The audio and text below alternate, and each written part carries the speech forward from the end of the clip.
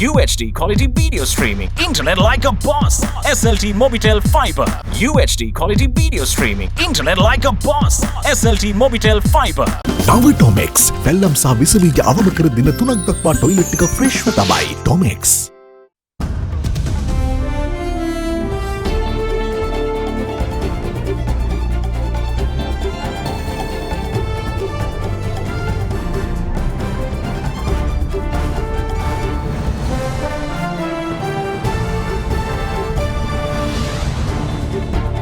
Tonight, new things to do.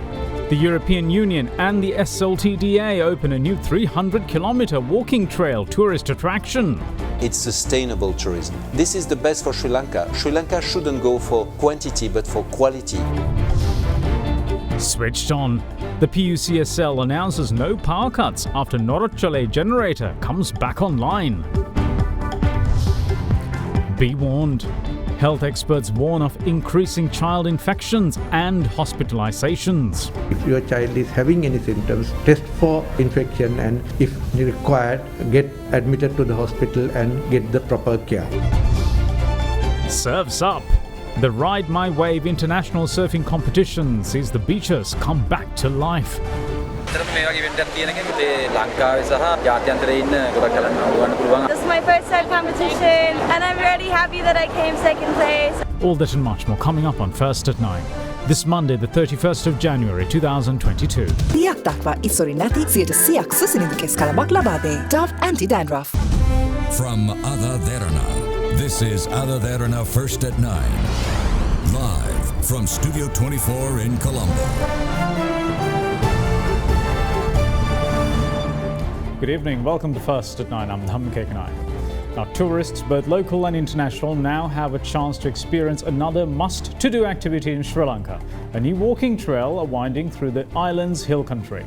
Now, the walking trail named Serendipity Trails is a series of interlinked trails 300 kilometers long, going through various locations, allowing adventure tourists to truly experience the best the island has to offer. Now, the project was jointly launched by the Sri Lanka Tourism Development Authority together with the European Union and USAID. As means of developing the country's tourism sector, the Sri Lanka Tourism Development Authority, in partnership with the European Union and USAID, jointly made a new experience available for tourists visiting the country. Last week, the first stage of the island's first ever long-distance walking trail project, titled Serendipity Trails, was launched by Ambassador of the EU delegation in Sri Lanka, Dennis Chaivi, together with Chairperson of the Sri Lanka Tourism, Kimali Fernando. Nice.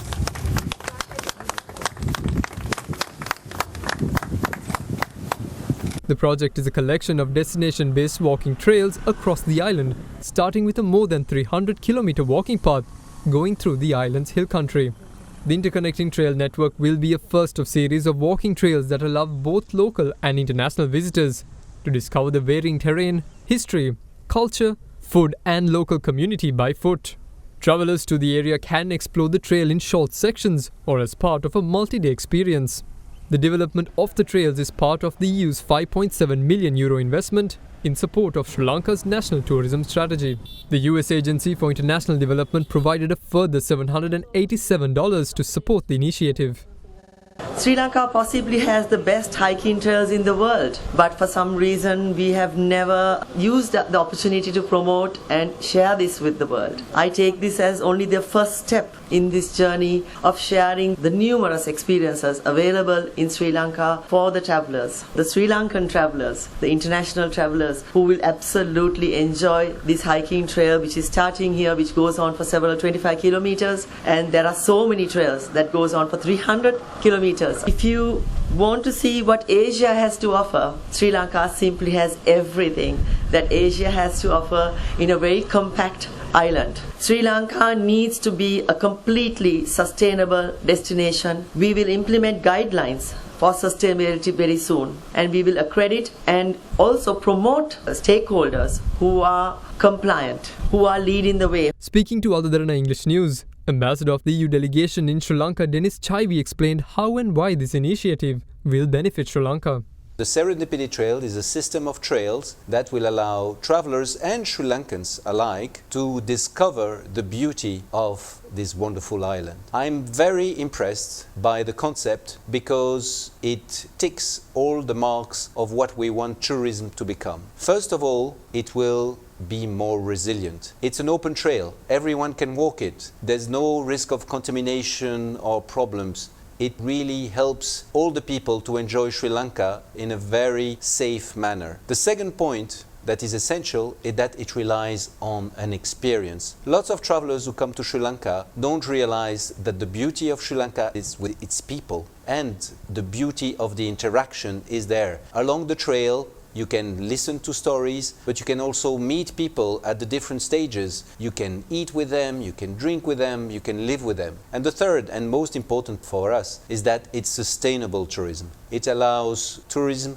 to grow without a larger footprint on the environment. This is the best for Sri Lanka. Sri Lanka shouldn't go for quantity but for quality, and with such signature experience it will attract the right kind of traveler, the traveler who respects the Sri Lankans, who want to interact with the Sri Lankans. So we are very keen for this trail to be a success, and we will support it until the completion of the network. The Public Utilities Commission announced today that the Sri Lankan public won't have to worry about scheduled power cuts until further notice. It came after the Ceylon Electricity Board announced that the 300 megawatt Norachale coal power plant generator that broke down in December was up and running again by last evening. However, the PUCSL urges people to help to reduce pressure on the grid by switching off unnecessary light bulbs in the coming months. The country has faced a host of power supply issues since the breakdown of the 300 megawatt generator at the Norachole power plant on the 3rd of December last year. This left authorities with no other choice but to make up for the 300 megawatt deficit by using the Kerawalapitia diesel power plant. However, with the country concurrently facing a major foreign currency dearth, procuring fuel supplies for the power plant became near impossible. This placed the Ceylon Petroleum Corporation in a sticky situation in how to deal with the Ceylon Electricity Board request for short notice fuel supplies. The CB was then forced to announce a possible manual load shedding of the power grid through scheduled power cuts. However, after weeks of speculation on the subject, the CB announced today, to much relief, that repairs to the Norachole generator has been completed last night, and it was finally able to add 160 megawatts of power to the grid this morning. By afternoon, the Ceylon Electricity Board announced that a further 40 megawatts of power was added to the grid by this afternoon, bringing its total contribution to 200 megawatts. As such, the Public Utilities Commission of Sri Lanka announced today that the electricity demands for the month of February can be managed starting from tomorrow. PUCSL Chairman Janaka Ratnayaka stated that after reviewing power plants and the fuel stocks required for them, the Commission has concluded that there is no necessity for power interruptions. He added that by avoiding power cuts, the country has saved from incurring up to 31 billion rupees in losses. He also added that it was imperative for uninterrupted power supplies through the month of February due to the holding of the GC advanced level examinations next month. Ratnayaka also announced that the 130 megawatt Sojitz power plant that was recently disconnected from the national power grid for maintenance purposes will commence operations once again from the 2nd of February. However, the PUCSL chairman went on to say that the support of electricity consumers is also crucial in these challenging times. He stated that an estimated 3.7 gigawatts of hours of power could be conserved each day if consumers limit their use of air conditioners and switch off unnecessary light bulbs. This would mean that the shutting down of a 150 megawatt power plant for 24-hour repairs if necessary can be carried out without adding pressure to the grid. The PUCSL also said that they have taken measures to get the support of private and state organizations to help generate about 300 megawatts of capacity through the efficient use of power generators owned by them. Now, with an increase observed in the COVID infections among children, Deputy Director General of Education and Research at the Ministry of Health, Dr. Hemantha Herath, calls on parents to test their children if symptoms show and get them treated immediately. In the meantime, the country's Triforces-led mobile vaccination drive was worked off in 18 districts across the island today. Daily COVID-19 cases that were being reported under 1,000 over the past week finally crossed the 1,000 mark with 1,056 cases yesterday. This is the first time in 3 months that the country has seen such a rise in new cases. By this evening, the number rose further to 1,082. According to health experts, this rise in the caseload may have been fueled by the spread of the Omicron variant, which is known to be highly transmissible compared to other COVID variants. Further, experts have also observed an increase in COVID infections among children, including hospitalizations, with the cases spike. With that being the case, the Deputy Director General at the Ministry of Health, Dr. Hemantha Herath, offered some words of caution for parents. Because of the nature of the Omicron variant and as a result of relatively high coverage of immunization, we have relatively high proportion of people who are infected but showing minimal side effects or no minimum symptoms and signs or no signs and symptoms. So as a result, if the health guidelines are not properly adhered, the likelihood of spreading of the disease among the people is high and children are not spared. So as a result, if the children get infected and if they show any signs and symptoms, definitely most mothers will test them for COVID, and if they become positive, they will be hesitating to keep the child at home and definitely they will get them admitted to the hospitals. So as a result, the relatively high number of children may get admitted to the hospital and they will be looked after. In general, COVID infection among children are not high risk or not likely to get any complications unless these children are already having any kind of chronic illness or hitherto unknown illness which might complicate the infection. So therefore, what is needed is to inform the parents that if your child is having any symptoms, test for infection and if required, get admitted to the hospital and get the proper care. Meanwhile, with the rise in the daily caseload, the Ministry of Health has decided to extend the existing guidelines issued to the public until the end of February. In the meantime, on the country's vaccination drive, the mobile vaccination program carried out by the members of the Triforces commenced in 18 districts across the island today. The program aims to increase the number of booster dose administrations amidst the concerns of the Omicron variant spreading throughout the country. Vaccinations were carried out in the districts of Colombo, Matale, Mana, Kandy, Nuwara, Anuradhapura, Polonnaruwa, Ampara, Monaragala and Matara. Vaccinations were also carried out in Hambantota, Kilinochchi and Munuthu as well. With that, as of last evening, 5,200,047 people have obtained their booster shots, meaning that as of now, a total of 23.7% of the country have received 3 doses. Further, at present, 13,917,564 people have received the 2-dose regime.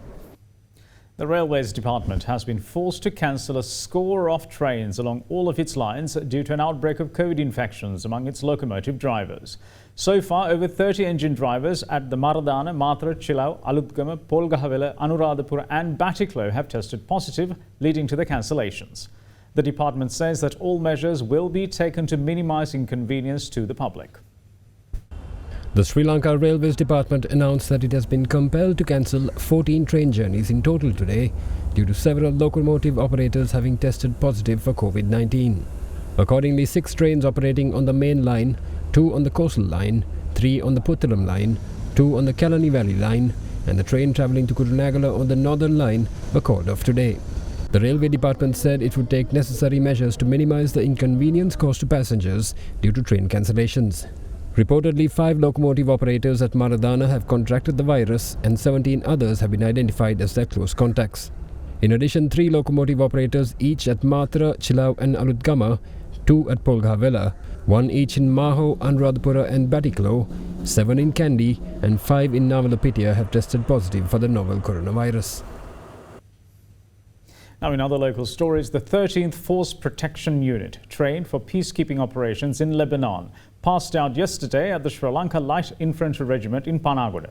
The Lebanon-bound Sri Lanka Force Protection Unit, a contingent, comprises of 10 officers and 115 other ranks from the Light Infantry Regiment, and for the first time includes 2 women officers and 7 other ranks of the Army Women's Corps as well. Now, addressing the parade, Army Commander General Shavendra Silva called on the unit to do their best to always maintain the high regard that Sri Lanka peacekeepers have earned among United Nations commanders.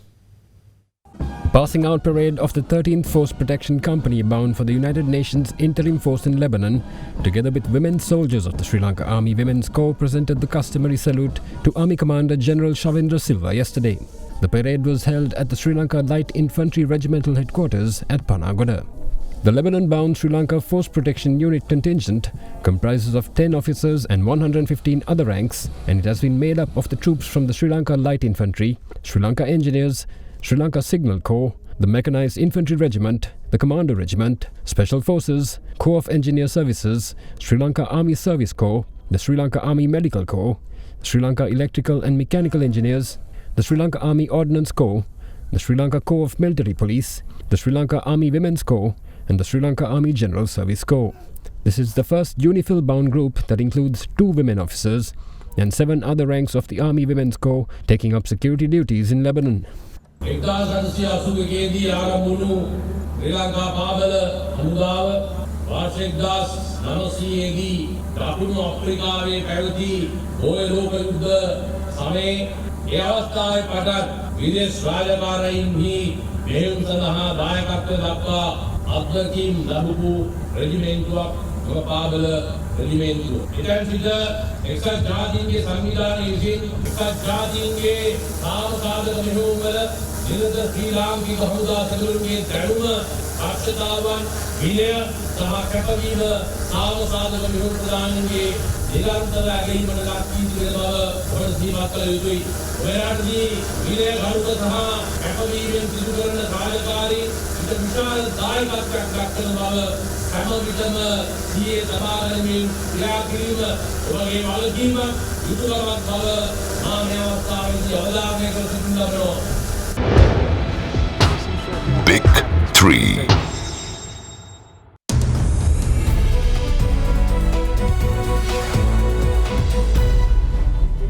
Welcome back. You're watching First at 9.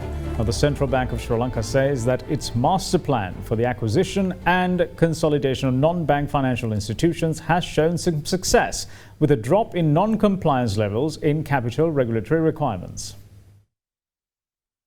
The central bank says that following the implementation of its master plan for the consolidation of non-bank financial institutions, a total of 9 companies have met the regulatory requirements. The central bank says that the 9 companies have already introduced fresh capital of 12.56 billion rupees in order to meet the regulatory capital requirements. The companies have been identified as Sarvodaya Development Finance PLC, Dialogue Finance PLC, Asia Asset Finance PLC, Lanka Credit and Business Finance PLC, People's Merchant Finance PLC, Softlogic Finance PLC, the Merchant Bank of Sri Lanka and Finance PLC, UB Finance Company Limited and Richard Peris Finance Limited. In addition, a further 12 companies have submitted their acquisition and consolidation plans to the central bank and have obtained preliminary approvals. The central bank says that as a result of these developments, the non-bank financial institution sector has witnessed significant improvement in compliance with regulatory capital requirements. This has led to the sector recording its lowest non-compliance levels during recent times. Now, taking a look at the Colombo Bulls, Sri Lankan shares snapped a 4-day losing streak to settle more than 1% higher today, boosted by industrial and financial stocks. At the close of trade, the CSE All-Share Price Index was up 1.14% at 13,009.50 points, while the S&P SL20 also gained 15.37 points to close at 4,395.92. The index gained 6.41% in January, its 10th straight monthly gain on heavily domestic buying, even as the country deals with massive debt repayment. Now, with that, here's Dimantha Mathi with a brief report on today's market performance. After 4 days of heavy declines, today we are seeing a significant surge in the market with the reversal of fortunes as the index saw a sharp gain of 146 points, taking the index past the psychological barrier of 13,000 to end the day at 13,009 points. A significant retail interest in the market with the number of transactions going past the 58,000 mark. So a recovery in the overall activity is what we are seeing, and also turnover levels just under 7 billion rupees. So again a rising level of turnovers. We are seeing a surge in the life insurance segment and the related counters. However, the usual retail favorite counters in the transportation and the capital goods sectors are suffering with losses, and we are seeing a new set of counters emerging as winners during the day, and there is a rise in the construction and the building material sector counters. In the meantime, the rupee continues to be at 202.99 cents against the US dollar. Now let's take a look at how the Sri Lankan rupee fared against other major currencies during the day.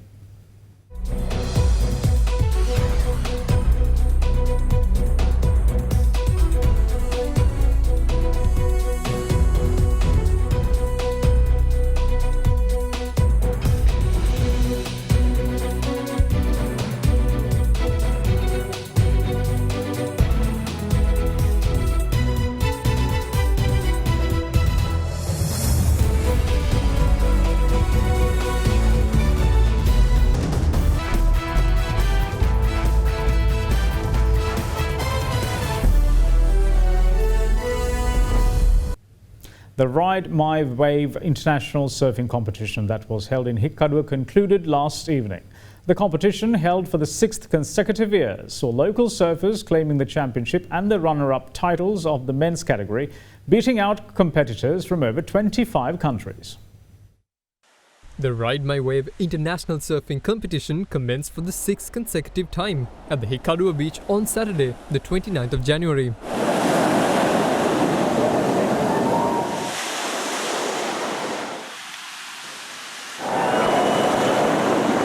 The event saw representation of both male and female surfers from 25 countries, including Australia, Brazil, Spain, France, Russia and the UK, along with a host of local contestants. According to the tradition of the competition, the winner of the men's category is awarded with the title King of the Wave, while it was Queen of the Wave for women. After 2 days of intense competition, the event came to an end last evening with two Sri Lankans, Lakshita Madhushan and Sachin Tharaka, claiming the King of the Wave and the runner-up titles respectively. Further, Frenchman Steve Seeley was the second runner-up in the men's category. As for the women's category, the Queen of the Wave title was claimed by Nikita Robb of South Africa. The runner-up of the women's category also went to South Africa, while Estonia claimed the second runner-up title. ලංකාවේ සහ ජාත්‍යන්තරයේ ඉන්න ගොඩක් කලන්න උගන්න පුළුවන් විශේෂයෙන් ලංකාවේ ඉන්න අය මොකද මේක ඉන්ටර්නැෂනල් නිසා ගොඩක් ෆොරිනර්ස් ලේනවා ඒකින්ද ඇත්තටම සතුටුයි මේ වගේ ඉවෙන්ට් එකක් කරන්න. This is my first surf competition and I'm really happy that I came second place, and most of all surfing just makes me happy and I want to carry on surfing and just having fun really. And that's it from all of us here at First at Night. Thanks for watching. Bye-bye.